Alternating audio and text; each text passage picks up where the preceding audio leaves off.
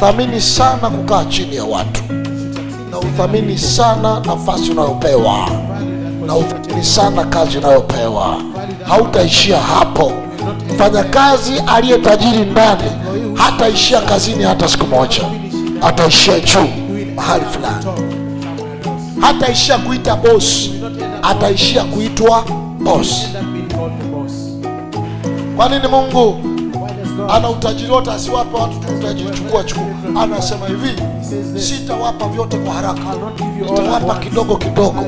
Kadri ya mnavyoongezeka ndivyo nitakavyowaongeza, kwa sababu nikiwapatia nchi yote wakati nyinyi hamjaongezeka, wanyama wakali watawaleni, watawala, wataongezeka. Sema amen. Ni lazima upate darasa, na darasa sio la kukaa shule, ni la kukaa na watu walio na darasa hilo. Mungu anakuweka chini ya watu ili uwe mtu mkubwa na